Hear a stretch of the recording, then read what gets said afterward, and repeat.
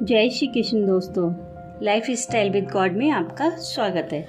आज की वीडियो में मैं प्राण प्रतिष्ठा की बहुत ही आसान विधि शेयर करूंगी, जिससे आप बड़ी आसानी से अपने लड्डू गोपाल की या फिर युगल सरकार की प्राण प्रतिष्ठा कर सकते हैं। क्योंकि हम लोग गृहस्थ हैं और गृहस्थ आश्रम में ज़्यादा नियम मान्य नहीं होते। दोस्तों, लड्डू गोपाल की या फिर युगल सरकार की प्राण प्रतिष्ठा के लिए जन्माष्टमी से अच्छा दिन और कोई हो ही नहीं सकता। इस दिन आप लड्डू गोपाल को या फिर युगल सरकार को घर ला भी सकते हैं और उनकी प्राण प्रतिष्ठा भी कर सकते हैं। दोस्तों, प्राण प्रतिष्ठा के लिए आप लड्डू गोपाल को जन्माष्टमी से एक हफ्ते पहले घर ले आएं, क्योंकि प्राण प्रतिष्ठा की प्रोसेस में करीब 5 दिन लग जाते हैं। इसलिए आपको विग्रह पहले लाना पड़ेगा। अगर उसी दिन ही आप विग्रह लेकर आएंगे तो प्राण प्रतिष्ठा नहीं हो पाएगी। उसके लिए दूसरा काम करना होगा, जो आगे मैं आपको वीडियो में बता दूंगी।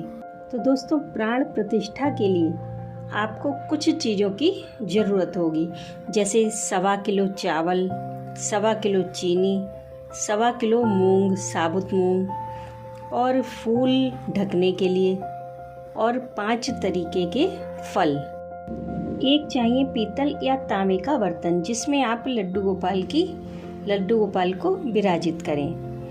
अगर आपको पीतल या तांबे का ना मिले तब आप स्टील या मिट्टी का ले सकते हैं, लेकिन लोहे का और प्लास्टिक का बिल्कुल भी ना लें, क्योंकि ये शुभ नहीं माने जाते। और एक चाहिए आपको पीला 1.25 मीटर कपड़ा। ये सारी चीज़ें आप एक जगह इकट्ठी करके रख लें। दोस्तों, पहले दिन स्थापना शुरू करने से पहले विग्रह का एक फ़ोटो ले लें। उसके बाद विग्रह को पंचामृत से स्नान कराएं।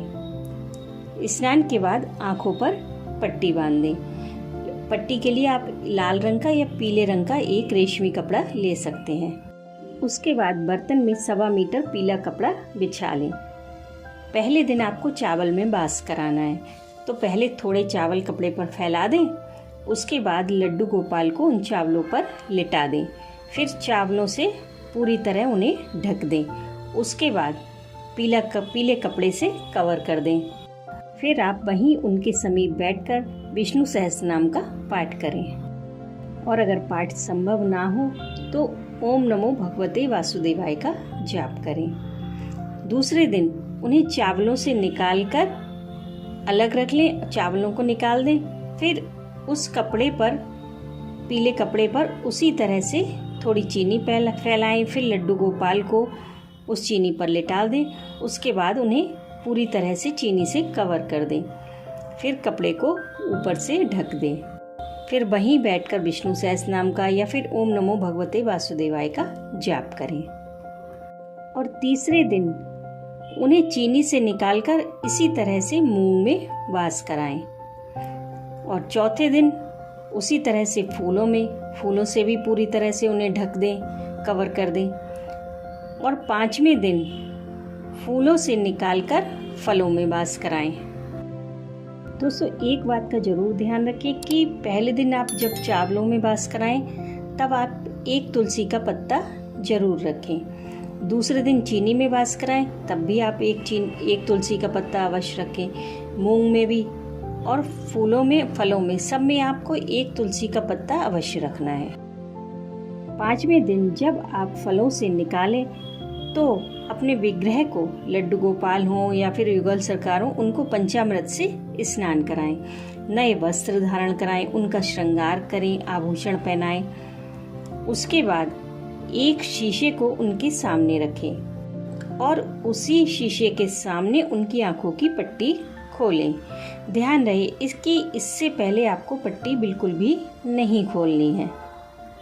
पट्टी आपको शीशे के सामने ही खोलनी है, ताकि उनकी सारी ऊर्जा उन्हीं में समा जाए। बस उसके बाद लड्डू गोपाल को आसन पर विराजमान करें और उनको भोग लगाएं। अब आप वो फोटो निकाल कर देखिए जो आपने प्राण प्रतिष्ठा से पहले लिया था।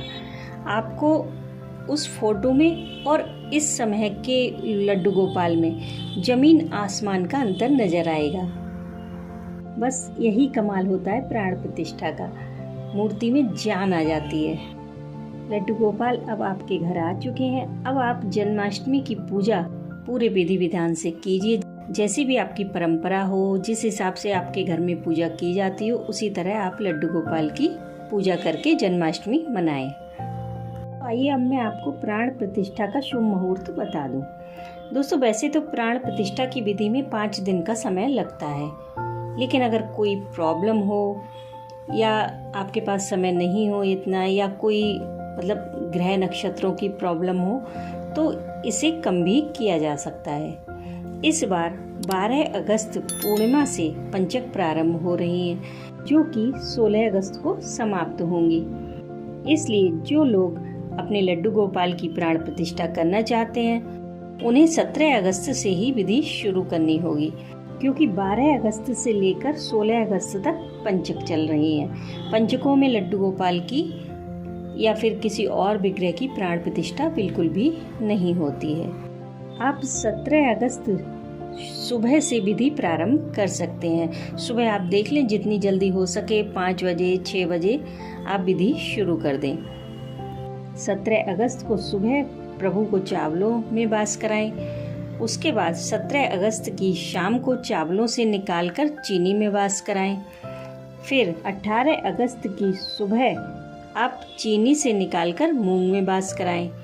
फिर 18 अगस्त की शाम को मूंग से निकालकर फूलों में वास कराएं। फिर 19 अगस्त सुबह फूलों से निकालकर फलों में वास कराएं। फिर 19 अगस्त की शाम को फलों से निकालकर पंचामृत से स्नान कराकर उनकी पूजा आराधना कर सकते हैं, क्योंकि उसी दिन जन्माष्टमी है।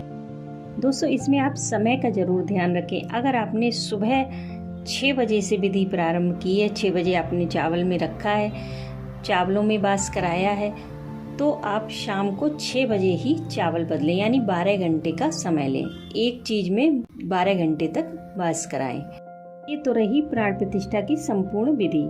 और हाँ दोस्तों, अगर आप पहले से ही लड्डू गोपाल की सेवा कर रहे हैं और आपने प्राण प्रतिष्ठा नहीं की है, किसी वजह से आप नहीं कर पाए या आपको पता नहीं था और आप पूजा उनकी सेवा करने लगे हो, तो अब आप प्राण प्रतिष्ठा ना करें, क्योंकि लड्डू गोपाल आपकी पूजा से, आपके भाव से स्थापित हो चुके हैं। इसलिए अपने मन में कोई वहम ना लाएं।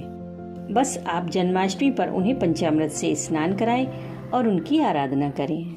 और अगर आप अपने विग्रह को जन्माष्टमी वाले दिन ही घर लेकर आए हैं, तब आप प्राण प्रतिष्ठा नहीं कर पाएंगे, क्योंकि आपको शाम को पूजा करनी होगी।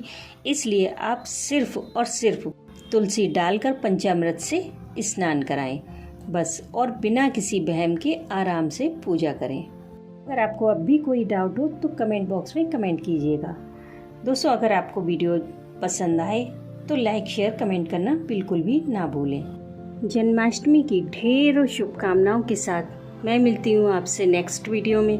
तब तक के लिए राधे राधे।